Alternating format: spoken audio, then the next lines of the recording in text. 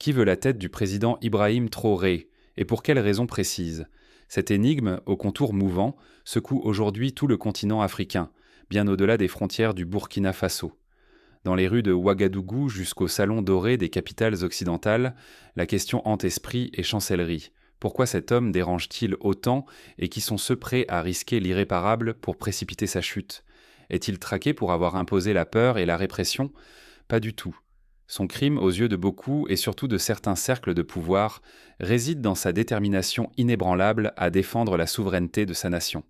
Il va jusqu'à provoquer la colère des puissances étrangères les plus influentes, refusant toute compromission.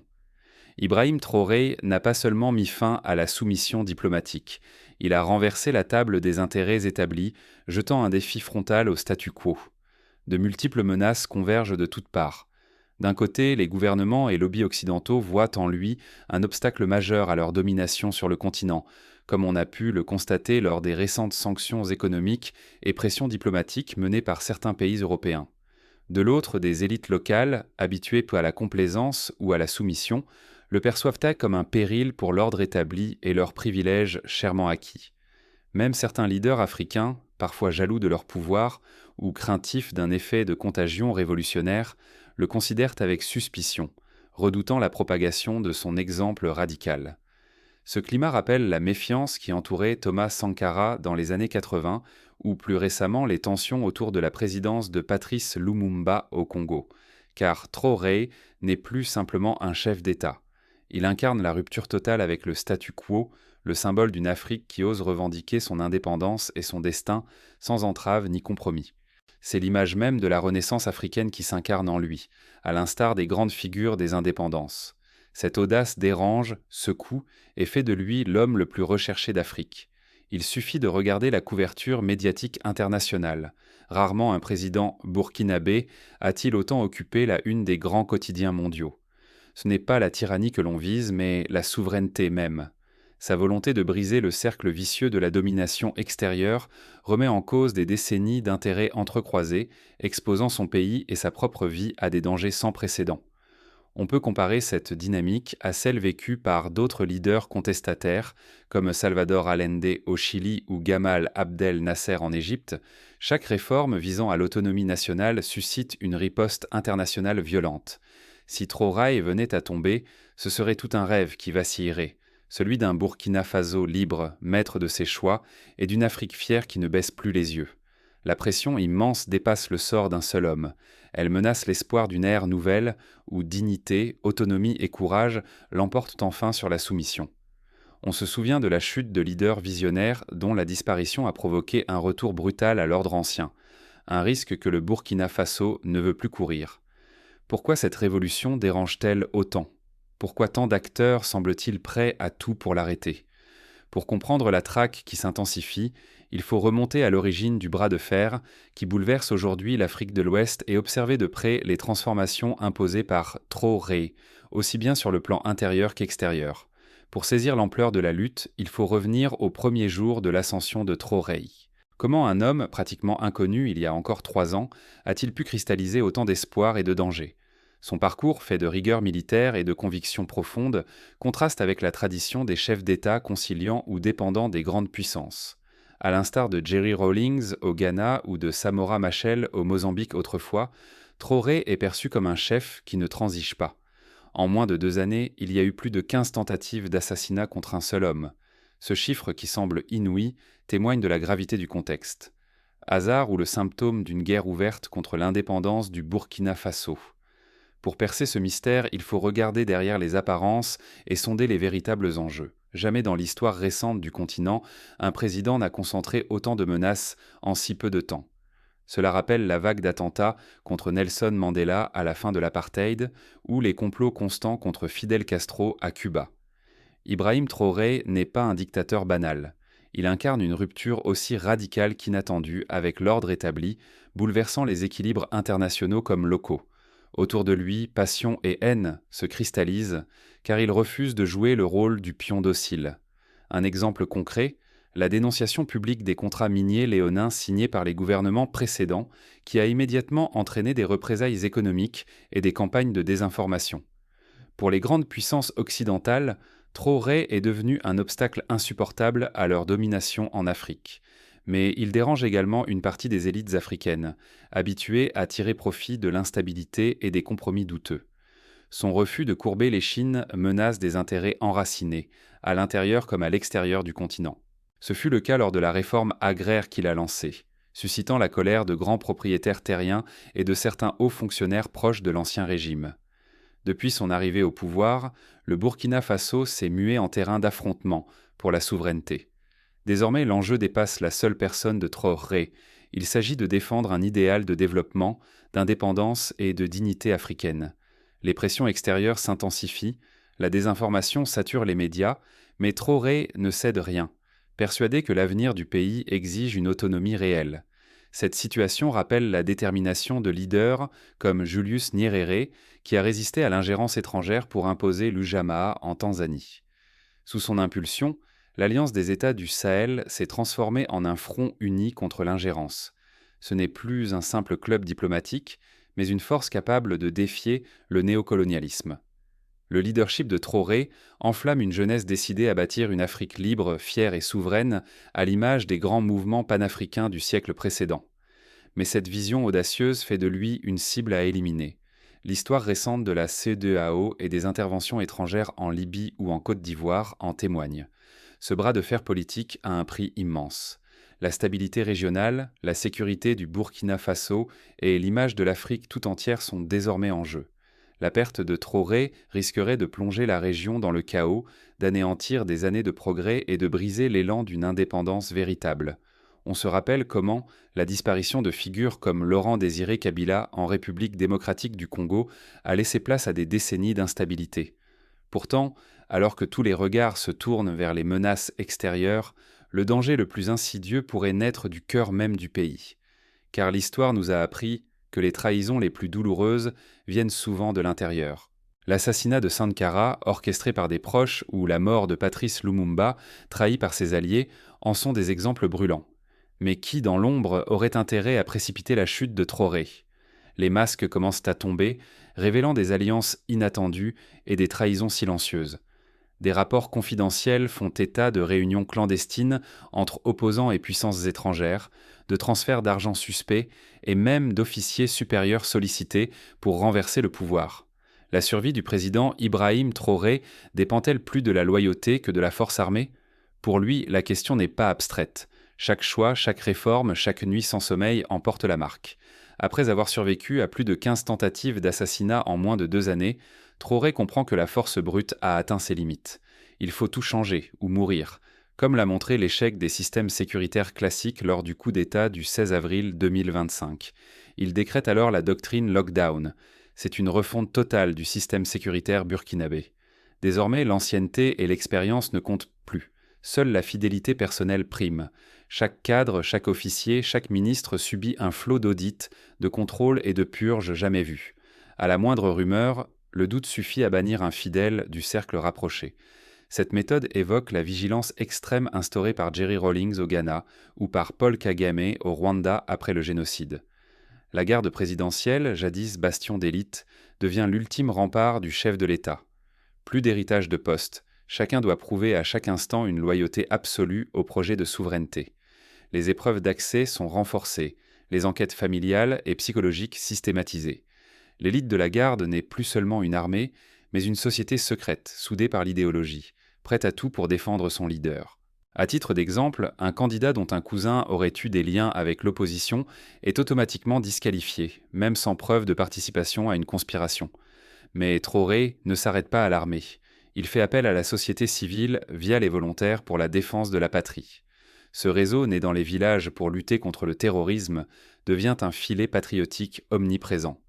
Les VDP sont les yeux et les oreilles sains du pouvoir, capables de repérer la plus petite rumeur de complot ou de trahison, là où l'armée officielle ne regarde pas. Un exemple récent, l'arrestation d'un groupe de mercenaires étrangers repérés par des VDP dans une zone rurale reculée, alors même que les services officiels n'avaient rien détecté. En parallèle, la surveillance numérique s'étend sur tout le territoire. Chaque message louche, chaque tentative de fuite d'informations stratégiques est repérée en temps réel. Les services de contre-espionnage, tournés autrefois vers l'extérieur, traquent désormais les doubles jeux jusque dans les bureaux ministériels. Il existe désormais une unité spéciale, inspirée en partie des modèles israéliens et russes, chargée de surveiller les communications des hauts fonctionnaires et de décrypter les signaux faibles d'une insurrection en préparation. Ce verrouillage extrême est risqué. Traoré le sait, il suffit d'une faille, d'un complice oublié, pour tout faire basculer et briser l'élan de la révolution. Derrière sa vie, c'est l'avenir de l'indépendance burkinabé qui se joue, et avec lui celui de tout un continent. Cette vigilance rappelle les mesures exceptionnelles prises par Kwame Nkrumah au Ghana dans les années 60 ou par Nasser en Égypte face à la menace des frères musulmans. Pourtant, verrouiller l'État ne suffit pas. Car la guerre de la souveraineté se joue aussi dans les esprits et sur les ondes. L'affrontement glisse du terrain militaire vers la bataille médiatique et psychologique. Les leçons du printemps arabe, où la guerre de l'information a souvent pesé plus que les armes, sont encore dans toutes les mémoires. Face à cette nouvelle forme de guerre, Traoré doit inventer des armes inédites. La prochaine bataille ne se gagnera pas seulement avec des soldats, mais avec des idées et des images. Il lance alors une contre-offensive médiatique, mobilisant influenceurs, journalistes patriotes et plateformes numériques nationales pour rétablir la vérité et contrer les fake news. La bataille pour le Burkina Faso ne se joue plus seulement sur le terrain, elle se livre désormais dans les esprits, à travers les écrans et les récits. La guerre contre Traoré se transporte partout où l'image et la perception peuvent être façonnées. Les conférences organisées à Bamako, Niamey et même à Moscou témoignent de l'importance prise par le soft power dans la diplomatie moderne. Depuis bientôt une année, une campagne mondiale de désinformation s'intensifie, visant le président. De fausses accusations de corruption, d'autoritarisme ou même de crimes ethniques circulent, massivement relayées sur les réseaux sociaux et dans les médias étrangers. Les preuves manquent, mais la stratégie est limpide. Salir la réputation de Traoré et fissurer l'unité nationale. Des vidéos truquées, des photos sorties de leur contexte et des articles anonymes sont diffusés à grande échelle comme lors de la campagne anti-Kadhafi avant 2011. Les médias occidentaux, quant à eux, privilégient sans toujours le récit du chaos. Ils diffusent enfin des images de troubles, évoquent donc l'oppression, mais passent sous silence les véritables réformes, les mobilisations populaires et le regain de fierté. Aux oreilles du monde, le Burkina Faso n'existe plus que sous la forme d'un pays au bord du gouffre, effaçant la portée historique de sa révolution. Lors de la dernière session de l'Union africaine, la délégation burkinabé a dû défendre avec force la réalité des progrès accomplis, face à l'hostilité de plusieurs médias européens. Cette offensive ne s'arrête pas aux frontières. Au sein du pays et dans la diaspora, les divisions ethniques sont attisées. Des messages anonymes accusent de Traoré de favoritisme, nourrissant la méfiance et fragmentant la société. Rumeurs et soupçons deviennent des armes pour ceux qui souhaitent voir échouer l'expérience burkinabé. Ce climat rappelle la stratégie de division employée au Rwanda avant le génocide, ou encore la manipulation des identités en Côte d'Ivoire lors de la crise des années 2000. Derrière cette guerre de l'information, un objectif se dessine. Isoler Traoré sur la scène internationale, miner la confiance intérieure et ouvrir la voie à une intervention étrangère ou à un renversement. Si l'opinion publique bascule, c'est la dynamique révolutionnaire qui risque de s'effondrer, et avec elle, l'espoir d'une souveraineté réelle. Les exemples de la Syrie ou du Venezuela montrent à quel point l'opinion mondiale peut précipiter ou freiner un changement de régime. Dans cette lutte invisible, perdre le combat des perceptions, c'est risquer de tout perdre. L'enjeu dépasse la défense d'un territoire. Il s'agit de préserver l'idée même d'une Afrique debout, fière et libre des manipulations extérieures. La bataille de l'image s'annonce aussi décisive que celle des armes. Mais une question demeure. Comment Traoré et ses alliés peuvent-ils riposter face à ce déluge de désinformation ? La suite dévoile les stratégies secrètes du camp révolutionnaire, fondées sur l'implication citoyenne, la transparence accrue et le développement d'une presse indépendante, fidèle à la réalité du terrain. Faut-il vraiment choisir entre liberté et sécurité, ou pouvons-nous exiger les deux à la fois ? C'est la question brûlante que pose le destin du Burkina Faso aujourd'hui. Dans un contexte d'instabilité, la tentation du repli sécuritaire est forte. Pourtant, l'histoire montre que sacrifier la liberté au profit de la seule sécurité conduit souvent à la dictature, tandis que négliger la sécurité au nom de la liberté expose aux ingérences et à la déstabilisation. Sous la présidence d'Ibrahim Traoré, la réforme sécuritaire s'appuie sur deux piliers, la technologie avancée et l'engagement populaire. Les réseaux cryptés et la refonte de la garde présidentielle n'ont d'impact réel que parce qu'ils sont soutenus par la mobilisation des volontaires pour la défense de la patrie. Cette alliance inédite montre que la sécurité véritable ne descend jamais d'en haut. Elle se forge collectivement, pas à pas, dans la vigilance et l'action. L'exemple de la lutte contre les groupes armés dans le nord du pays, où la collaboration entre civils et forces de sécurité a permis de déjouer plusieurs attaques, en est la meilleure illustration. Pourtant, l'histoire africaine le rappelle cruellement. La confiance aveugle se paie au prix fort. Thomas Sankara, jadis icône de l'émancipation, a été trahi par ses proches, victime de sa propre innocence politique. Cette leçon douloureuse persiste. La vigilance citoyenne est une nécessité vitale, surtout à l'heure où tant de forces cherchent à manipuler la vérité et à diviser la société. Pour éviter le piège de la division, Traoré encourage la création de forums de dialogue intercommunautaires et de groupes de réflexion nationaux. Sans engagement populaire, aucune révolution ne tient. Même les leaders les plus audacieux demeurent vulnérables face aux manipulations internes et étrangères. Ce n'est que par la protection collective de la vérité et le refus de la résignation que l'on transforme un simple changement de régime en renouveau historique. L'histoire de la révolution burkinabé de 1983 montre que seule la mobilisation massive du peuple a permis d'imposer des réformes durables. La souveraineté ne se limite pas aux frontières ou aux symboles. Elle exige discipline, courage et une résistance inlassable face aux fausses promesses, aux campagnes de désinformation et aux tentatives de corruption des élites locales. Les Burkinabés, comme tant d'autres Africains, affrontent chaque jour ce défi collectif. La lutte pour la souveraineté passe aussi par la réforme de l'éducation, la promotion des langues nationales et la valorisation des cultures locales, autant d'initiatives lancées sous Traoré. Ignorer ces enseignements, c'est risquer de répéter les tragédies du passé. À chaque oubli de l'histoire, la société redevient fragile et l'indépendance chèrement acquise menace de s'effondrer. Perdre un leader comme Traoré, ce serait sacrifier une génération d'espoir et voir s'éteindre la perspective d'une Afrique digne, indépendante et maîtresse de son destin. Les conséquences de la chute de leaders populaires, de Patrice Lumumba à Laurent Gbagbo, illustrent ce risque. Reste l'ultime question. Sommes-nous prêts à défendre ce qui compte vraiment ? Avons-nous la force de protéger la vérité, la souveraineté et l'héritage de ceux qui ont lutté avant nous, car c'est là, désormais, que se joue l'avenir du continent. Il ne s'agit plus seulement de discours, mais d'actes concrets.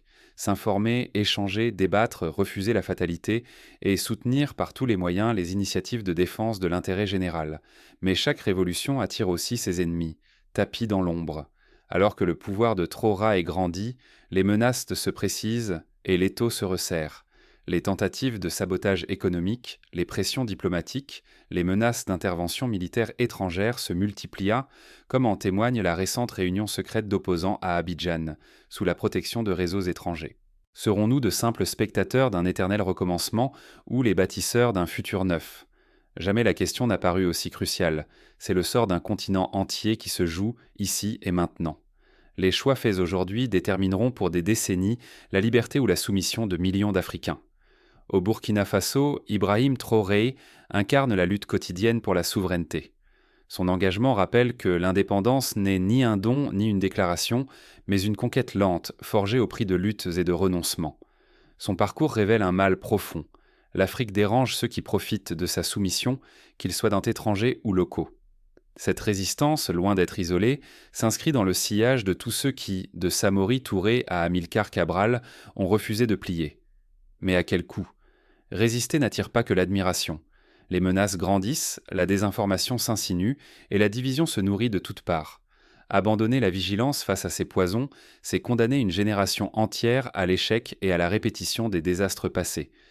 C'est pourquoi Traoré a lancé un programme national d'éducation citoyenne destiné à sensibiliser chaque Burkinabé à l'importance de l'unité nationale et de la résistance morale aux manipulations. Nous sommes à un carrefour décisif.